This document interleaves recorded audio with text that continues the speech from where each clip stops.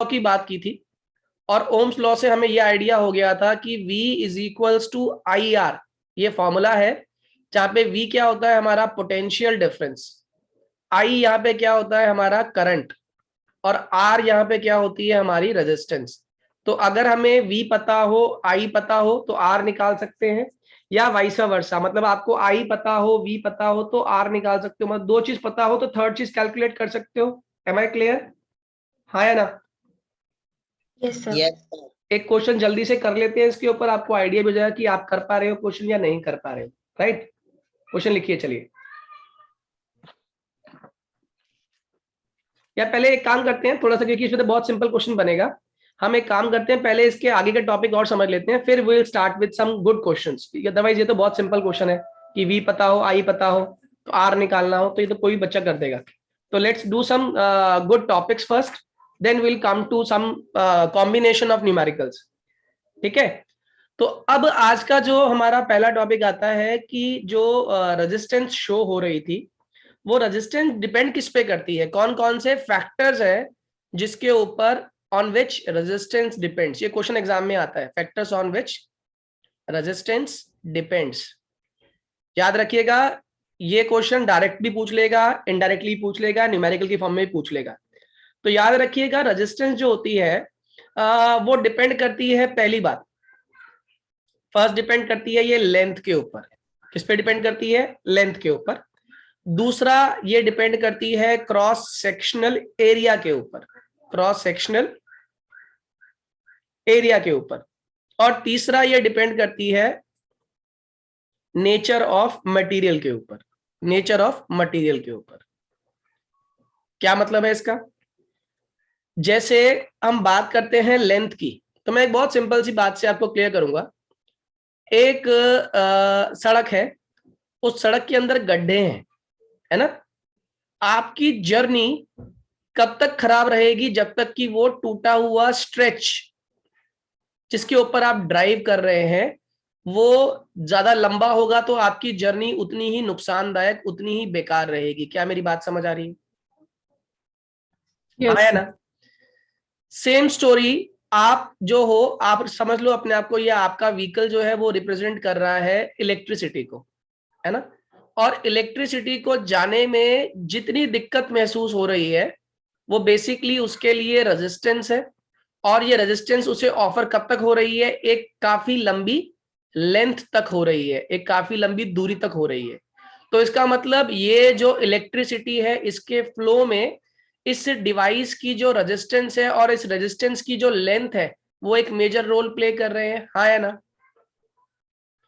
जैसे आप कभी हाईवे पे कार चलाते हो तो कहते हैं बड़ा मजा आता है, पता नहीं चलता कितने किलोमीटर हम घंटों में पार कर जाते हैं, लेकिन वही सफर आपको किसी खराब सड़क पर चलाने लगो आप, तो आप क्या देखते हो कि कुछ ही किलोमीटर हम ट्रैवल करते हैं और घंटों हमारा टाइम वेस्ट हो जाता है। क्या मेरी बात समझ आ रही है? Yes sir. Yes sir. तो यस सर। इसका मतलब अगर ड्राइविंग, कार की ड्राइविंग आपके लिए करंट को रिप्रेजेंट कर रही है, तो सड़क की कितनी सड़क खराब है, कितनी लंबी दूरी तक खराब है, वो उतनी ही ज्यादा रेजिस्टेंस ऑफर करेगी उस कार के पाथ में, उस कार की जर्नी में। तो बिल्कुल सेम कहानी यहां समझ लेना, इलेक्ट्रॉन्स के फ्लो में जितना कंडक्टर की लेंथ लंबी होगी, रजिस्टर की लेंथ लंबी होगी, उतनी ही ज्यादा उसको रेजिस्टेंस ऑफर होगी। इसीलिए हम कहते हैं कि resistance is directly proportional to length. क्या मेरी बात समझ आ रही है? हाँ या ना? Yes sir. दूसरा, यस सर। अब इसमें सेकंड जो टर्म आती है वो आती है क्रॉस सेक्शनल एरिया। क्या कहा मैंने? Cross sectional area. एरिया जितना छोटा होगा रेजिस्टेंस उतनी ज्यादा होगी। ऑब्वियस ही बात है, मैं कई सारे लोग हैं, जैसे आप लोग कभी, कोई आप में से वैष्णो देवी गया हो, तो वैष्णो देवी में जब आप अंदर एंटर करते हैं और अर्धकुंवारी जाते हैं तो वहां पे जो गुफा है उसका साइज कैसा है? बहुत छोटा है। हाँ या ना? और उस साइज में घुसने के लिए वो कहते हैं एक करके जाओ, एक जना जाएगा, सारे नहीं जाएंगे, क्योंकि जा ही नहीं पाएंगे, ऑब्वियस ही बात है, क्योंकि गैप कैसा है, वो एक बंदे के लिए ही मुश्किल से हो पाता है। हाँ या ना? Yes sir. Yes. अब आप समझ लो, अगर उसी गैप को बाय नेचर भगवान ने गैप थोड़ा बड़ा कर दिया होता कि 4 जने जा सकते थे, तो ऑब्वियस ही बात है 4 जने एंटर हो जाते। सही है? अब नेचर ने ही इसका जो एरिया बनाया, ओपनिंग जो बनाई वो छोटी बनाई, इसका मतलब अब खाली एक टाइम पे एक ही आदमी एंटर होके बाहर निकल सकता है, राइट? राइट, हाँ या ना? Yes sir. Yes, sir. तो इसका मतलब जो जो इस एरिया का, इस होल का जो एरिया है, एरिया ऑफ क्रॉस सेक्शन है, वो डिसाइड कर रहा है कि एक बार में कितने लोग इसमें एंटर हो सकते हैं। इसका मतलब अगर साइज बड़ा होता तो ज्यादा लोग चले जाते, साइज कम रह गया तो कम लोग जा पा रहे हैं। इसका मतलब हम क्या कहेंगे कि जो अगर एरिया ज्यादा बड़ा है, एरिया बड़ा है, तो हमारी जो रेजिस्टेंस होगी, यानी कि अगर जर्नी को रोकने की बात होती, जर्नी रोकनी है, आप चाहते हो कि एकदम सारे एंटर ना हो, तो हमारे लिए बेनिफिशियल कौन है? जब होल कैसा हो? छोटा हो। जब ये जो ओपनिंग है वो छोटी होगी, हमारे लिए बेनिफिशियल होगी। क्यों? कम से कम लोग पहुंचेंगे, ठीक है। लेकिन हम चाहते हैं नहीं नहीं सब सबको आने दो, तो उस केस में होल क्या करना पड़ेगा? ज्यादा करना पड़ेगा। हमें तो उनके मूवमेंट को रोकना है ना, मूवमेंट को रोकना होता है रेजिस्टेंस। तो रेजिस्टेंस के होने के लिए आप मुझे बताओ कंडीशन फेवरेबल कौन सी है? रेजिस्टेंस ज्यादा कब होगी? छोटा होल। वेरी गुड, जब एरिया कैसा हो? कम हो। इसका मतलब मैं कह दूं resistance is inversely proportional to area, हाँ या ना? Yes, sir. जितना एरिया बड़ा होगा उतनी रेजिस्टेंस कम होगी, आसानी से पार कर जाएंगे लोग। और जितना एरिया छोटा होगा उन्हें पार करने में उतनी मुश्किल होगी। क्या मेरी बात समझ आ रही है? यस। बच्चों प्लीज रेज योर हैंड जितने लोगों को समझ आ गया, क्विकली रेज योर हैंड। किसी भी कंडक्टर का एरिया ऑफ क्रॉस सेक्शन जितना छोटा होगा उसके द्वारा ऑफर की गई रेजिस्टेंस उतनी ज्यादा होगी। हर्ष मेरी बात समझ आई बेटे? मान लो ये वायर है, इस वायर का ये एरिया ऑफ क्रॉस सेक्शन था। अब मैंने क्या किया, इसी वायर को डबल कर दिया, इस तरीके, डबल मतलब आपस में हाफ करके इसकी लेंथ को, एरिया को डबल कर दिया। क्या मेरी बात समझ आ रही है, हाँ या ना? यस। अब मैंने एरिया डबल कर दिया तो ऑब्वियस ही बात है इलेक्ट्रॉन का फ्लो इजी हो गया।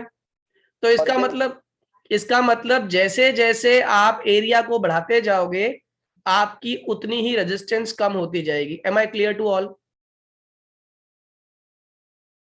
Yes, sir. ठीक है।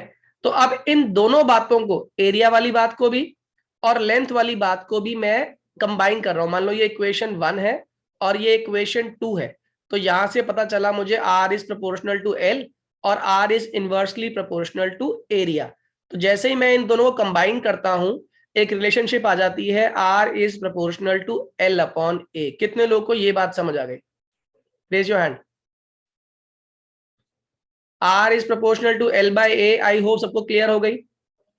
जैसे ही R is proportional to L by A आपने लिखा और आप इस प्रोपोर्शनलिटी कांस्टेंट को हटाते हो, साइन को हटाते हो, तो एक लाना पड़ता है आपको कांस्टेंट वैल्यू, और वो कांस्टेंट वैल्यू यहाँ पे कहलाती है बच्चों रो। क्या बोलते हैं इसको? बोलना सीखो, रो, RHO, रो। और ये रिप्रेजेंट करता है एक नई टर्म को जिसको हम लोग बोलते हैं रेजिस्टिविटी। क्या बोलते हैं इसको? रेजिस्टिविटी। रेजिस्टिविटी एक सब्सटेंस की डिपेंड करती है उसके नेचर पे। रेजिस्टिविटी डिपेंड किस पे करती है? नेचर ऑफ मटेरियल पे डिपेंड करती है। क्या मेरी बात समझ आ रही है? Yes sir.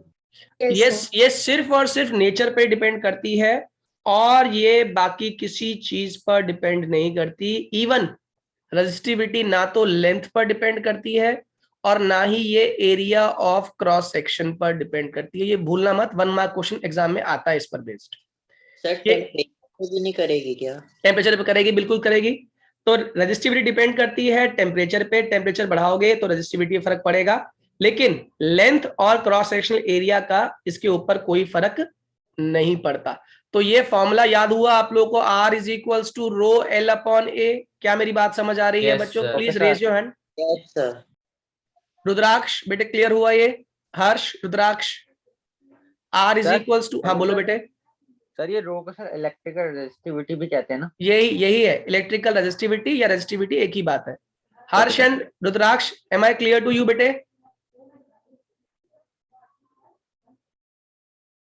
हर्ष को शायद कुछ इशू लग रहा है। चलो आगे समझते हैं। R is equals to rho L by A का कंसेप्ट हमने पढ़ लिया। अब R is equals to rho L by A के अंदर इनकी यूनिट्स देख लें। यूनिट्स निकालना सीखिए, आपको आती ही है वैसे। अगर मैं आपसे कहूं find out the unit of resistivity, निकाल पाओगे? ये हो जाएगा rho is equals to R into A upon L. बताओ आर की यूनिट क्या थी? ओम। एरिया की यूनिट मीटर स्क्वायर। लेंथ की यूनिट मीटर। तो बताओ यूनिट ऑफ रो कितना आ गया? Ohm metre. कितने लोगों को ओम मीटर समझ आ गया? सर एक और बार समझा दीजिए। फिर समझाता हूं। रेजिस्टेंस की यूनिट क्या होती है बेटे? ओम। ओम। एरिया क्या होता है? Metre square. लेंथ किस में होती है? मीटर में। एक मीटर से एक स्क्वायर खत्म हो गया, बेसिकली एक वैल्यू कम हो गई, तो खाली क्या रह गया आपके पास? ओम मीटर। रेजिस्टिविटी की यूनिट क्या हो गई? ओम मीटर। एम आई क्लियर बच्चे? Okay sir. Yes sir, clear. ठीक है, अब मुझे क्वेश्चन का जवाब दो। जो कंडक्टर होते हैं उनकी रेजिस्टिविटी ज्यादा होती है या कम होती है? कम। वेरी कम गुड। होती है। कंडक्टर्स की रेजिस्टिविटी वेरी लो होती है, वेरी लो रेजिस्टिविटी। अभी मैंने एक टॉपिक पढ़ाने वाला हूं, लेकिन मैं देखता हूं कि आप में से कितने बच्चे आप विजुअलाइज कर पाते हो। दिमाग लगाना, बिना दिमाग लगाए क्वेश्चन होगा नहीं। मैंने कहा आपके पास एक आयन है। आयन समझते हो ना? हीटिंग आयन, हीटिंग प्रेस को बोलते हैं, जैसे घर में जो प्रेस होती है। इस आयन के अंदर हम करंट पास करते हैं, और करंट पास करने के बाद ये गर्म हो जाती है। अब करंट जो है, इलेक्ट्रिक करंट जो है, वो एक एनर्जी है, हाँ या ना? इलेक्ट्रिक करंट क्या है? बेसिकली एनर्जी ही तो है। और जो हीट में कन्वर्ट हो रही है वो भी क्या है? एनर्जी है। तो मेरे क्वेश्चन का जवाब दो। आपने जो दिया था करंट, ये हीट कहां से प्रोड्यूस हो गई? आपने करंट पास किया, लेकिन वो उस हीटिंग आयन के अंदर हीट कैसे प्रोड्यूस हो गई? आप तो करंट दे रहे हो। तो क्योंकि वर्क हो रहा है तो क्या कहते हैं, एनर्जी जो प्रोड्यूस होती है वो हीट एनर्जी भी प्रोड्यूस होती है। फिर तो जो आप करंट पंखे को दे रहे हो, तो पंखा भी आपका आयन की तरह काम करना चाहिए, क्यों बेटा? आयरन के अंदर ज्यादा रेजिस्टिविटी वाला मटेरियल होता है, तो ज्यादा हीट प्रोड्यूस करता है। ऐसा ऐसा क्यों? क्या करते होंगे? दिमाग लगाओ। अभी आपने टर्म पढ़ी है, इन टर्म से कोरिलेट करो। क्या करते होंगे? सर करंट उसमें तो कंडक्टर होगा। कंडक्टर होगा, तो फिर तो करंट पास करता जाएगा लगातार। और हम ये पढ़ रहे हैं कि ये एक फॉर्म एनर्जी की दूसरी फॉर्म में कन्वर्ट हो रही है। देखो एक बात तो पक्का है, हम किसी भी एनर्जी को स्टॉप नहीं कर सकते। कर सकते हैं क्या? Energy can neither be created nor be destroyed, हाँ या ना? Yes, yes sir. सर। लेकिन हम एनर्जी की एक फॉर्म को दूसरी फॉर्म में कन्वर्ट कर सकते हैं। क्या मेरी बात क्लियर है? Yes sir. Yes, sir. तो हमने क्या किया? हमने करंट पास किया, लेकिन करंट कहीं जा तो रहा नहीं है। करंट कहीं जा नहीं रहा, और करंट के पाथ को हम रोकते जाएं तो ऑब्वियस ही बात है, रोक तो पाओगे नहीं, क्योंकि वो एनर्जी है। तो अगर आप रोकोगे तो वो क्या करेगा? अपनी फॉर्म चेंज करेगा, और किस फॉर्म में बाहर निकलना शुरू हो जाएगा? हीट एनर्जी की फॉर्म में। क्या मेरी बात समझ आ रही है?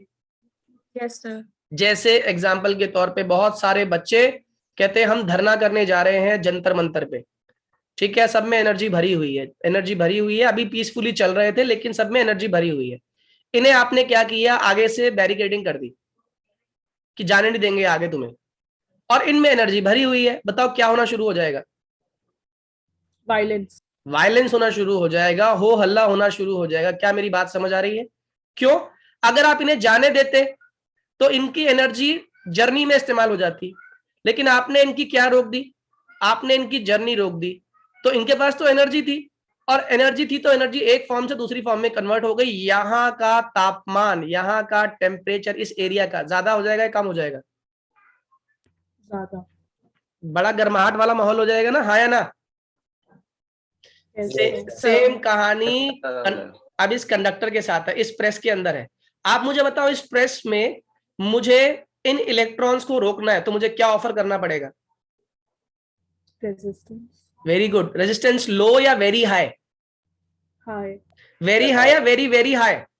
सर वेरी वेरी वेरी है। Very. कितने लोग को ये बात समझ आ गया? वेरी वेरी वेरी हाई वाली बात। जितनी ज्यादा रेजिस्टेंस ऑफर करूंगा, उतने ज्यादा इलेक्ट्रॉन्स को रोकूंगा उनके पाथ में आगे जाने से, और जितना मैं रोकूंगा उतना ही वो एनर्जी को ट्रांसफॉर्म करेंगे एक फॉर्म से दूसरी फॉर्म में। और कौन सी फॉर्म में कन्वर्ट कर रहे हैं? वो हीट एनर्जी की फॉर्म में कन्वर्ट कर रहे हैं। इसका मतलब जितनी भी हीटिंग डिवाइसेस होती हैं आजकल, जैसे घरों में इस्तेमाल कर रहे होगे आप लोग, जो आपके हीटर्स होते हैं, हीटर्स के अंदर फिलामेंट लगी होती है। तो ये फिलामेंट लगी होती है ना बच्चों, इनको बोलते हैं, ये हाई रेजिस्टिविटी रखती हैं। क्या रखती हैं ये? हाई रेजिस्टिविटी की फिलामेंट्स होती हैं। और क्यों होती हैं हाई रेजिस्टिविटी की फिलामेंट्स? क्योंकि ये सारे करंट को आगे जाने से रोकती हैं। जितने करंट को रोकेंगी वो किस में कन्वर्ट हो जाएगा? हीट एनर्जी में कन्वर्ट हो जाएगा। कितने लोगों को मेरी बात समझ आ गई पूरी? Please raise your hand.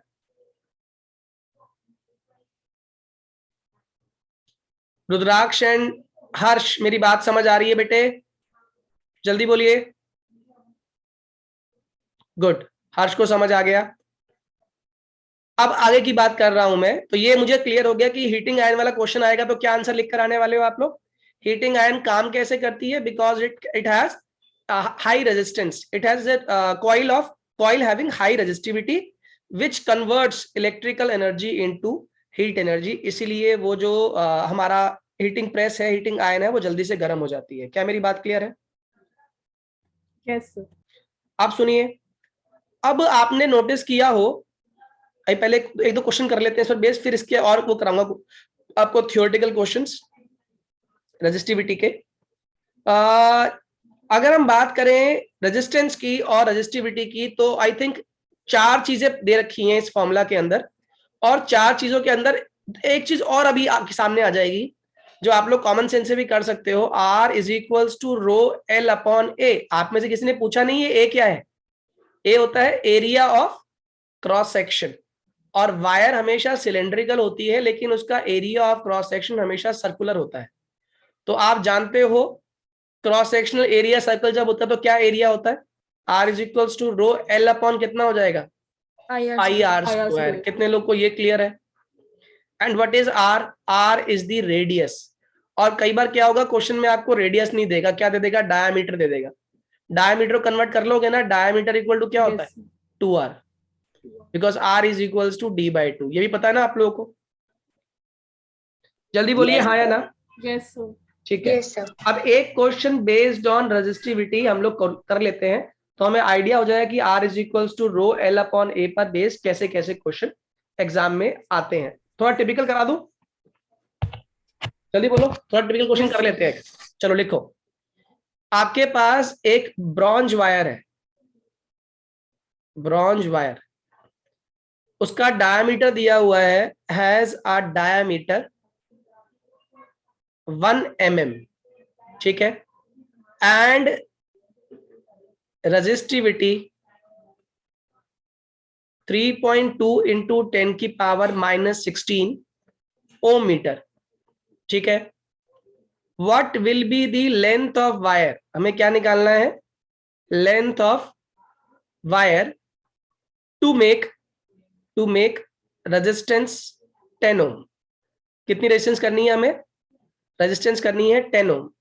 और इसके बाद एक क्वेश्चन और पूछ रहा है, वो कहता है हाउ मच 10 की जगह 20 कर दो इसको, 10 की जगह क्या कर दो? 20। अब वो कह रहा है how much does the resistance change if length is doubled, और how much, साथ ही में how much does the resistance or resistivity will change if length is doubled? very very very good question। इसमें कई सारे कंसेप्ट हम एक साथ cover कर लेंगे। पहला क्वेश्चन था, फिर से रिपीट कर रहा हूं, ब्रॉन्ज वायर है, डायमीटर दिया है 1 mm, इसकी रेजिस्टिविटी है 3.2 10⁻⁻16 ohm metre. What will be the length of the wire to make resistance 20 ohm? How much does the resistivity and the resistance change if the length is doubled? अब पहले जो समझदार बच्चा है वो क्या करेगा, वो ये देखिएगा क्वेश्चन में गिवन क्या क्या है। मुझे दे रखा है 3.2 10⁻⁻16 ओम मीटर पड़ेगा। ओम मीटर मतलब रेजिस्टिविटी, रो दे रखा है, रो कितना हो गया? 3.2 इंटू 10⁻⁻16। हाँ या ना? Please raise your hand. ये बात समझ आ गई सभी को कि सबसे पहले हमें क्या गिवन है? हमें गिवन है रेजिस्टिविटी। ओके, अगर रेजिस्टिविटी गिवन है उसके आगे क्या दे दिया? 20 ओम, यानी कि रेजिस्टेंस गिवन है। रेजिस्टेंस क्या हो गया हमारा? रेजिस्टेंस हो गया 20 ओम, ठीक है। और कुछ गिवन है, डायामीटर दे रखा है। डायामीटर कितना दिया हुआ है? 1 mm डायामीटर है। डायामीटर 1 mm है तो रेडियस हो गया इसका 0.5 mm। हाँ या ना? रेडियस भी चल गया पता। Yes, sir. अब क्या निकालना था हमें? हमसे पूछ रहा है लेंथ निकालनी है। इसके बाद तो मुझे फॉर्मूला भी आता है, और फॉर्मूला क्या आता है? R इज इक्वल्स टू क्या होता है फॉर्मूला, जल्दी बोलिए। R is equals to L by Rho L by A. Rho, 2L. R is equals to rho L upon pi R square, हाँ या ना, जल्दी Yes, sir. R is equals to rho L pi R square. R की value क्या है 20, रो की value कितनी है 3.2 10 की पावर -16, L क्या है यहाँ पे लेंथ, वो निकालनी है मुझे, अपॉन पाई की वैल्यू कितनी ले लेंगे हम लोग 3.14, रेडियस की वैल्यू कितनी है 0.5, लेकिन ये किस में दिया हुआ है आपको, mm में दे रखा है ना, mm में दे रखा Yes, sir. है। एक mm में कितने मीटर होता है, एक मिलीमीटर में कितने मीटर होता है बच्चों, So 1000. 1000, तो उल्टा 1/1000, यानी 1 मिलीमीटर 10 की पावर -3 मीटर होता है, हाँ या ना। Yes, sir. तो यहाँ पे रेडियस दिया हुआ है 0.5 mm, यानी कितना हो गया 0.5 इंटू 0.5 इंटू 10 की पावर -3 इंटू 10 की पावर -3। कितने लोग को ये बात समझ आ गई, हाँ या ना। Yes. ठीक है, अब जिन बच्चों को कैलकुलेशन नहीं आती उनको कैलकुलेशन आपको सिखाता हूं आसान करना। ये 20 यहीं रहेगा, 3.14 यहां आ गया, 0.5 से 10 बना, 0.5 से 10 बना, और ये बन गई 10 पावर -6। एम आई क्लियर, एक 10 से एक पावर खत्म, एक 10 से एक पावर खत्म, कितनी पावर रह गई, जल्दी बोलो कितनी पावर रह गई, So -4. -4 रह गई। कितने लोग को ये -4 वाली बात समझ आ गई, प्लीज रेज योर हैंड जितने लोगों को -4 वाली बात समझ आ गई। सर एक बार दोबारा रिपीट कर दीजिए। ओके, दोबारा सर रिपीट रिपीट करता कर हूं। दीजिए सर एक बार। अरे ये देखो 10 की पावर -3, 10 की पावर -3 ऐड होती है पावर, मल्टीप्लाई नहीं, जब बेस सेम होता है तो पावर ऐड हो जाती है। तो ये कितना बन गया 10 की पावर -6, और नीचे क्या है 10 की पावर 1, 10 की पावर 1, यानी कितना हो गया 10 की पावर 2, सही है। Yes, sir. जल्दी बोलो ये कितना हो जाएगा, जब ये ऊपर 10 जाएगा, सॉरी -4 ये कटेगा नहीं, कटेगा नहीं, सॉरी उल्टा लिख दिया मैंने, आई एम सॉरी, ये ऊपर जाएगा तो 10 की पावर क्या हो जाएगी, ये -2 हो जाएगी, तो ये वैल्यू भी ऐड हो जाएगी, तो 10 की पावर कितनी हो गई -8। कितने लोग को ये बात समझ आई, जल्दी बोलिए 10 की पावर -8 कितने लोगों को समझ आ गया, सर समझ में आ गया। Yes. Please raise your hand जितने लोग को समझ आ गया क्विकली। हर्ष बेटे समझ आ गया, गुड। अब क्या हुआ 10 की पावर -8 बन गया, अब नीचे का डेसिमल कितना है, एक डेसिमल हटाया, ऊपर 10 लगा दिया, यहां से डेसिमल हटाया 100 आ गया, और इस 10 की पावर -16 को ऊपर ले जाओ, तो देखो क्या बना 20 इंटू 314, इससे एक 0 गया, इसको भी ऊपर ही ले जाओ चाहो तो, ये कितना हो गया 10 की पावर -9, यहाँ लिख दूं -9, इसको हटा के 10 की पावर -9। अब ये खत्म हो चुका है सब कुछ, 20 इंटू 314 इंटू 25 इंटू 10 की पावर -9, और 10 की पावर -16 को भी ऊपर ले आओ, वो हो जाएगा 10 की पावर +16, अपॉन नीचे कितना रह गया 32, पावर ऐड हो जाएंगी, तो पावर कितनी हो गई सॉल्व करने के बाद, जल्दी बोलो पावर कितनी हो गई, पहले पावर ही खत्म कर दो, पावर कितनी होगी बच्चों 10 की पावर 7। कितने लोगों को 10 की पावर 7 समझ आ गया, अपॉन नीचे कितना है 32, और ये 2 से गया, ये हो गया 10, और ये हो गया 16, ये गया 5, और ये हो गया 8, सही है। अब बस सिंपली आपके लिए कैलकुलेशन हो गई 5 इंटू 314 इंटू 25 अपॉन 8 इंटू 10 की पावर 7, आपकी लेंथ हो जाएगी आंसर। क्या मेरी बात समझ आ रही है, Yes, sir. हाँ या ना। और लेंथ किस में Yes, आएगी, sir. यूनिट पता है ना, मीटर में आएगी, क्योंकि हमने मीटर। किस में कन्वर्ट कर लिया था, मीटर में कन्वर्ट कर लिया था। दिवेश हर्ष क्लियर है बेटे, Yes, sir. Mahi is it clear, Yes, sir. Very good. अगर ये समझ आ गया तो अब मेरे अगले क्वेश्चन का जवाब देना। उसने कहा अगर मैं इसकी क्या डबल कर रहा हूं, क्या डबल कर दिया हमने, डायमीटर को डबल कर दिया है ना, क्या डबल कर दिया है, डायमीटर को डबल कर दिया। मान लो डायमीटर पहले, लेट इनिशियली डायमीटर कितना था हमारा, कितना था डायमीटर बच्चों, डी Sir, 1 millimeter. है ना, डी था ना, मान लो डी था, अब कितना हो गया न्यू डायमीटर 2D, 2D हो गया। पहले वाले का अगर मैं एरिया निकाल रहा था तो वो क्या था पाई आर स्क्वायर, यानी कि पाई D/2 का होल स्क्वायर, यही था ना। अरे आर को मैं D/2 लिख सकता हूँ, लिख सकता बच्चों, Yes, sir. Yes, तो sir. मैंने उसको लिख दिया पाई आर स्क्वायर को, तो पाई डी बाई 2 का होल स्क्वायर। कोई दिक्कत तो नहीं है? No, sir. आप मुझे बताओ जब डायमीटर 2d हो जाएगा तो क्या बन जाएगा? पाई 2d अपॉन 2 का होल स्क्वायर। Yes. ये कितना हुआ? पाई डी स्क्वायर अपॉन 4, और ये कितना हो गया? 2 से 2 गया, it would B pi D Pi square. d square. सही है? सही है, हाँ या ना? Yes, sir. Yes. तो उसने पूछा क्या आपसे? आपको साफ साफ दिख रहा है, इसको और इसको अगर मैं डिवाइड करता हूं तो कितने टाइम्स आ रहा है ये? जल्दी बोलो।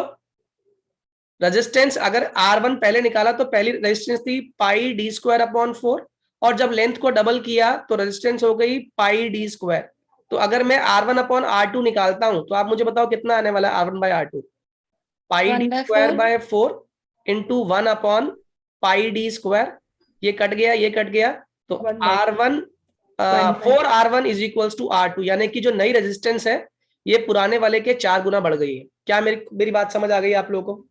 Yes. Yes, sir. Please raise your hand जितने लोग को ये समझ आ गया concept, please raise your hand quickly. ऐसे क्वेश्चन बहुत आएंगे एग्जाम में आप लोगों के। Harsh, Vinayak, is it clear? Harsh बेटे समझ आ गया? जल्दी हैंड रेज करो अगर समझ आ गया तो। और अगर हैंड रेज नहीं कर पा रहे या डाउट होता है मुझे व्हाट्सएप कर दिया करो कि मुझे ये वाला क्वेश्चन नहीं समझ आया, तुरंत। ठीक है, बात समझ आ रही है? चलिए आगे की बात करते हैं। अब इसने एक चीज और पूछी थी आपसे, what is the effect on resistivity also? बताओ what is the impact on resistivity अगर लेंथ को डबल कर रहे हैं तो? जल्दी बोलो, क्या इम्पैक्ट Sir, पड़ेगा? the resistivity also gets doubled. मैं बहुत तेज बार लगाऊंगा गाल पे, भूल गए आप? रेजिस्टिविटी किस पर डिपेंड नहीं करती? सर लेंथ Length पर depend. लेंथ पर डिपेंड नहीं करती। ये गलती बिल्कुल मत करके आ जाना। समझ आ रही है बात? Yes, sir. तो आप लिखोगे resistivity will remain unaffected. Resistivity will remain unaffected. Clear है? Am I clear to all? Sir resistivity और रेजिस्टेंस में कंफ्यूजन हो रही है। रेजिस्टिविटी और रेजिस्टेंस में कंफ्यूजन हो रही है। देखो, रेजिस्टिविटी पूरी प्रोसेस है। जैसे एक शरारती बच्चा, ये शरारती बच्चा है जो ये एक्टिविटी करता है, उस एक्टिविटी को हम कहते हैं ये शरारत कर रहा है। एक्टिविटी को हम क्या कहते हैं? शरारत कर रहा है। इस बच्चे के द्वारा किया गया कोई भी काम, उस प्रक्रिया को हम लोग क्या बोलते हैं? शरारत। हाँ या ना? रजिस्टर के द्वारा ऑफर की गई प्रॉपर्टी, वो तो क्या कर रहा है? वो तो करंट के पाथ को रोक रहा है। करंट के पाथ को क्या कर रहा है? वो स्टॉप कर रहा है। कौन? ये रजिस्टर। तो करंट के पाथ को स्टॉप करने की इस पूरी प्रोसेस को हम लोग क्या नाम देते हैं? रेजिस्टिविटी। और जिसकी वर्चू से वो रोकता है, जिसके कारण से वो रोकता है, वो खुद की उसकी जो इनेबिलिटी है, मतलब एबिलिटी है, इनेबिलिटी कह रहा हूं, उसकी जो खुद की एबिलिटी है जिसकी वजह से वो करंट को रोक रहा है, वो एबिलिटी रेजिस्टेंस है। इस पूरे फिनोमिना को हम लोग क्या बोलते हैं? रेजिस्टिविटी। क्या मेरी बात समझ आ रही है? Yes sir. यानी किसी भी रेजिस्टर के द्वारा जो रेजिस्टेंस ऑफर की जा रही है करंट के पाथ में, करंट के पाथ को रोकने के लिए, उस पूरी प्रोसेस को हम लोग क्या बोल देते हैं? रेजिस्टिविटी बोल देते हैं। Am I clear? Yes, sir. Clear to all? हर बच्चे को समझ आ गया? Yes sir. चलो गुड। अगर ये समझ आ गया तो इसके आगे की बात करते हैं। अब आता है हमारा रेजिस्टर समझ आ गया, रेजिस्टिविटी समझ आ गई। अब इसी ओम्स लॉ पर बेस्ड और भी बहुत सारे क्वेश्चन आ सकते हैं, रेजिस्टेंस पर बेस्ड बहुत सारे क्वेश्चन आ सकते हैं। जैसे क्वेश्चन आ गया, एक क्वेश्चन लिखो सभी लोग। चलो मैं पूछता हूँ, एक क्वेश्चन करके दिखाओ मुझे। एक बात याद रखना, अगर लेंथ को हम डबल करते हैं, लेंथ को हम डबल कर देते हैं, यानी डबल मतलब फोल्ड कर दिया, सेम वायर को फोल्ड कर दिया, तो लेंथ को डबल करने पर, लेंथ को हमने वायर को खींच दिया, अगर तो स्ट्रेच किया लेंथ को, तो उस केस में क्या होगा? एरिया क्या हो जाएगा? बढ़ जाएगा, कम हो जाएगा? कम हो जाएगा। कम हो जाएगा। और अगर मैंने लेंथ को मतलब हाफ कर दिया, हाफ इन द सेंस उसको फोल्ड कर दिया है, तो उस केस में एरिया क्या हो जाएगा? ऑटोमेटिकली बढ़ जाएगा, डबल हो जाएगा। मेरी बात समझ आ रही है? जैसे मान लो ये एक वायर थी, इस वायर को खींच के मैंने इसकी लेंथ को डबल कर दिया, तो ऑब्वियस ही बात है डबल कैसे होगा, अब इसी लेंथ को इतना लंबा किया आपने, तो इसका एरिया क्या हो जाएगा, अपने वाले के पहले कंपैरिजन में आधा हो जाएगा, हाँ या ना। अगर ये एरिया ए था तो ये एरिया क्या हो जाएगा a/2, अगर ये लेंथ l थी तो ये लेंथ क्या हो जाएगी 2l। क्या मेरी बात समझ आ रही है? Yes, जल्दी sir. बोलो। इसका मतलब अगर मैं इसकी लेंथ को ट्रिपल कर दूं तो क्या हो जाएगा, लेंथ को 3, इस लेंथ को अगर मैं 3 टाइम्स कर दूं तो क्या हो जाएगा? 1/3. बहुत बढ़िया। कितने लोग को ये बात समझ आ गई? बस मुझे ये समझाना था आप लोगों को। एरिया कितना हो जाएगा इस केस में a/3, और लेंथ कितनी हो जाएगी इस केस में 3l। कितने लोगों को क्लियर है? जल्दी बोलिए। Yes, sir. Yes, अगर sir. मैंने इसी वायर को इस तरीके से फोल्ड कर दिया तो ऑब्वियस ही बात है इसकी लेंथ कितनी रह गई l/2, मगर इसका एरिया कितना हो गया इस बार 2a। कितने लोग को 2a. ये बात समझ आ गई? Yes, sir. हाँ या ना? Clear to Yes, sir. Everyone? Yes. Ashwina, Harsh, Yes, clear है sir. ये? हाँ जी भैया। ठीक है। अगर ये क्लियर हो गया तो इस पर बेस्ड क्वेश्चंस आते हैं, वो लिखिए आप लोग सभी। ऐसे क्वेश्चन भी बहुत पूछे जाते हैं एग्जाम में। लिखो, a given wire, a given length of wire, board का क्वेश्चन है, a given length of wire is doubled on itself, मतलब उसको आधा कर दिया है। A given length of wire is doubled on itself, मतलब उसकी लेंथ को आपने फोल्ड कर दिया है, डबल्ड ऑन इटसेल्फ।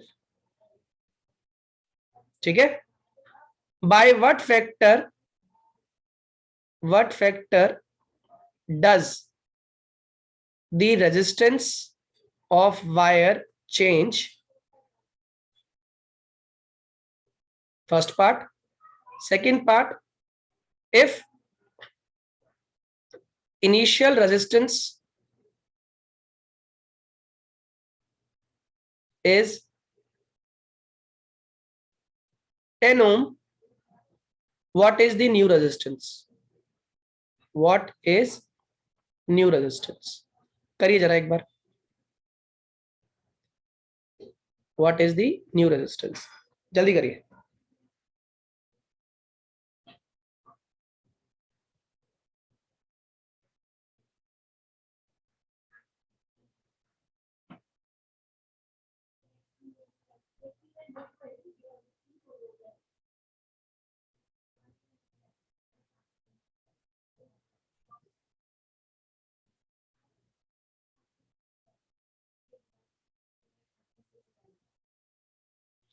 एक मिनट दिया करने के लिए आप लोग को, दिमाग लगाओ।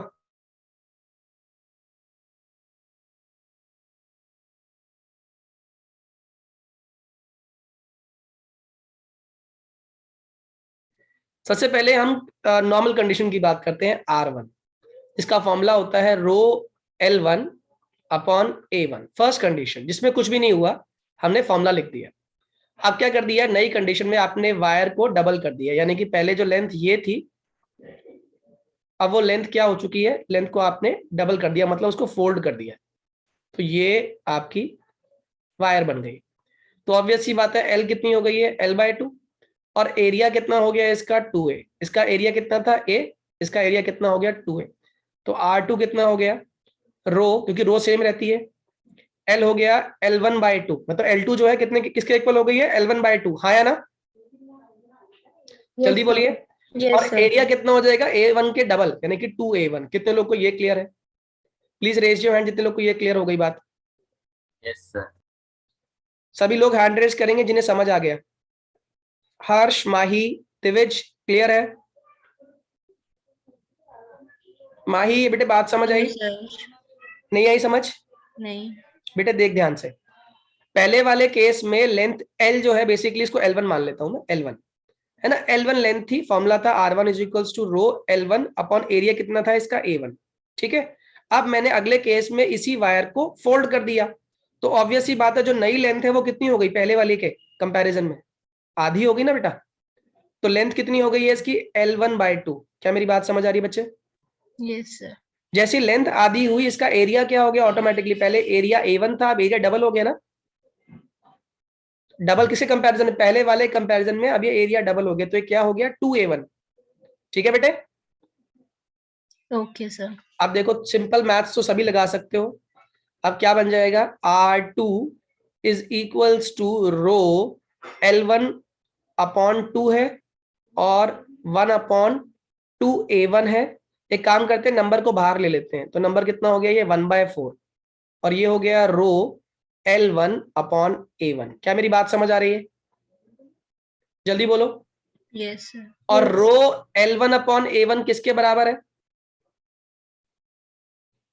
रो L1 अपॉन A1 किसके इक्वल है, जल्दी बताओ, ऊपर पढ़ा आप लोगों ने, रेजिस्टेंस R1 के इक्वल है, हाँ या ना। तो इसका मतलब R2 is equals to 1/4 times of R1। कितने लोगों को ये वाली बात समझ आ गई, प्लीज रेज योर हैंड। ये कर लिया तो आपको क्वेश्चन समझ आ गया। R2 is equals to 1/4 times of R1। Harshdeep clear हुआ, गुड।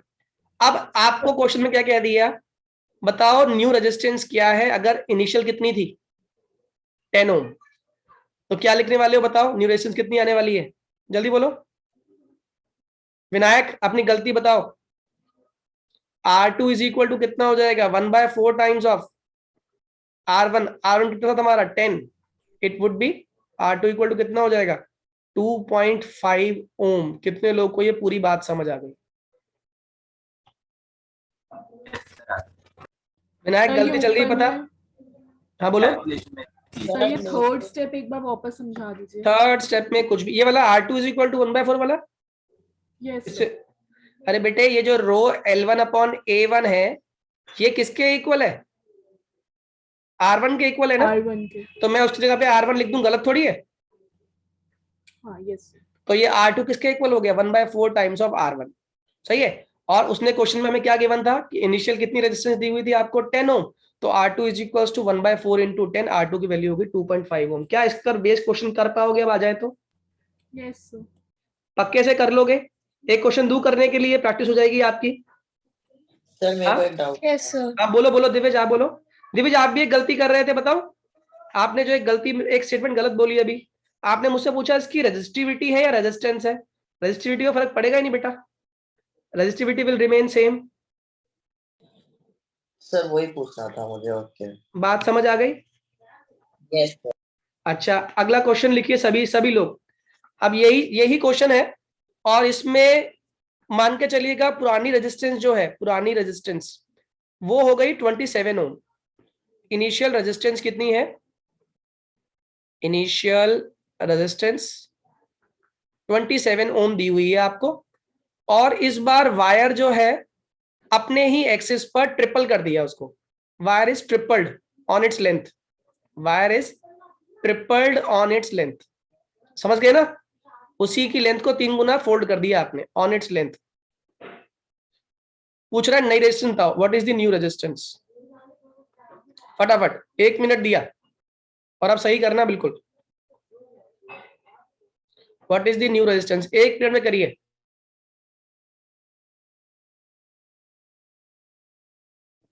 अब इस क्वेश्चन में पहली कंडीशन तो वही करी हम लोगों ने, R1 is equals to rho L1 upon A1, equation number 1। इसमें तो कुछ करना ही नहीं हमें, क्योंकि इसके अंदर लेंथ कितनी थी, L1 लेंथ थी, कितना एरिया था इसका A1।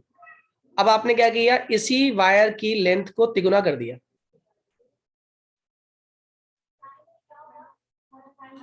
समझ गए, यानी कि लेंथ को आपने 3 फोल्ड कर दिया इसकी लेंथ को।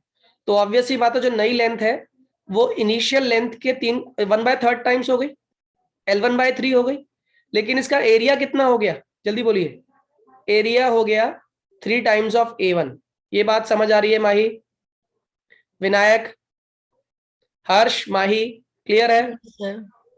रूपाक्षी इज इट क्लियर बेटे। तो यस अगर मैं यहाँ से R2 निकालूं तो R2 would be row L1 कितना हो जाएगा L1/3 और एरिया कितना हो गया इसका 1 अपॉन, मतलब 1 तो अपॉन तो है, एरिया कितना हो चुका है 3 टाइम्स ऑफ एरिया 1, हाँ या ना। बताओ क्या चीज बाहर निकले, नंबर को बाहर निकाल लेते हैं। क्या नंबर बाहर निकला? 1/9 बाहर आ गया आपका। यहाँ पे क्या रह गया? रो L1 अपॉन A1, और रो L1 अपॉन A1 किसके इक्वल था? R1 के। तो बताइए क्या रिलेशन बनी? R2 is equals to 1/9 times of R1, हाँ या ना? और R1 कितना Yes. दिया हुआ है आपको इनिशियल? 27। तो R2 कितना हो गया? 1/9 into 27. Am I clear to all? Yes, sir. Yes. Numerical समझ आ गया सभी को? रेजिस्टेंस के न्यूमेरिकल पक्के हो गए? Yes, sir. और इसमें पूछ ले रेजिस्टिविटी, तो आंसर क्या लिख कर आओगे? उस पर रत्ती भर फर्क नहीं पड़ेगा। क्या मेरी बात समझ आ गई? Yes, Okay. sir. Yes, sir.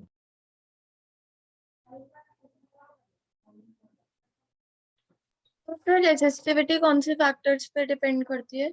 इसका मतलब जो ऊपर पढ़ाया ध्यान ही नहीं दिया। वो डिपेंड करती है नेचर के ऊपर, मटेरियल किसका बना हुआ है, और दूसरा टेम्परेचर के ऊपर, और किसी भी चीज पे वो डिपेंड नहीं करती। बेटे याद रहेगा? Yes sir.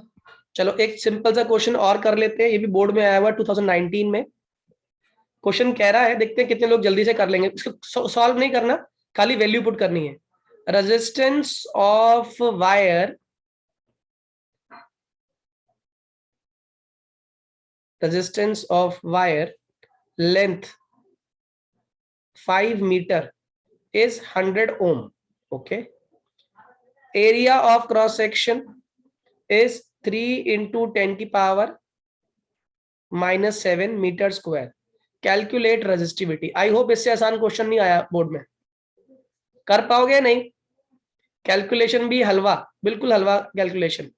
5 मीटर लेंथ है, 100 ओम दे रखा है। ये क्या क्या दे रखा है बताओ जल्दी से। माही ट्राई करो, क्या क्या गिवन है आपको? चलो ये बताओ माही, हमें क्या क्या गिवन है बता दो बस, खाली इतना। Mahi, what is this 5 meter? ये क्या दे रखा है? Meter length. Very good. ये क्या हो गया? 100 ओम क्या हो गया? R very good, R. और ये क्या हो गया? Metre square. एरिया। फॉर्मूला क्या होता है? R is equals to, R is equals to पूछ रही है बता रही है, R is equals to rho L upon A। और रो तो मुझे निकालना है, रो मतलब रेजिस्टिविटी होता है। इस फॉर्मूले को लिखने के आपके आधे नंबर होते हैं, पता है? तो R की वैल्यू 100 पुट कर दी, रो आपने निकालना है, लेंथ हो गया 5, एरिया हो गया 3 इंटू 10 की पावर -7, क्रॉस मल्टीप्लाई कर दे तो रो की वैल्यू कितनी हो गई? 100 इंटू 3 300 इंटू 10 की पावर -7 अपॉन 5 से गया डिवाइड कर दो, ये हो गया 560 इंटू 10 की पावर -7 ओम मीटर। आंसर आ गया आपकी वैल्यू ऑफ रेजिस्टिविटी। बोर्ड का क्वेश्चन था 2019 के अंदर, इससे आसान क्वेश्चन कभी आया नहीं। क्या मेरी बात समझ आ रही है? yes sir. Yes, sir. Clear है? कर पाओगे ऐसे क्वेश्चंस आ गए तो जल्दी बोलिए। अब हमने नेक्स्ट क्लास में मैंने आपको कराना है रेजिस्टेंस की अरेंजमेंट्स। दो तरह की अरेंजमेंट्स होती हैं रेजिस्टेंस के अंदर, एक होती है सीरीज अरेंजमेंट और एक होती है पैरेलल अरेंजमेंट। सीरीज और पैरेलल में क्या चीज कॉमन होती है, किस तरीके से रेजिस्टेंस पे इफेक्ट पड़ता है सीरीज कॉम्बिनेशन से और पैरेलल कॉम्बिनेशन से, ओवरऑल करंट पे क्या फर्क पड़ता है, ये सारे इस पर बेस्ड क्वेश्चंस कैसे आते हैं, ये मैं कराऊंगा आपको नेक्स्ट क्लास में। नेक्स्ट वीक तक ये चैप्टर कंप्लीट हो जाएगा आप लोगों का। साथ साथ इस चैप्टर को रिवाइज करते जाइए और आपके पास जो भी रेफरेंस बुक है उसके क्वेश्चंस भी करिए। जो टॉपिक कंप्लीट हो उसके रेफरेंस बुक से क्वेश्चन करने शुरू कर दीजिए। Am I clear to all?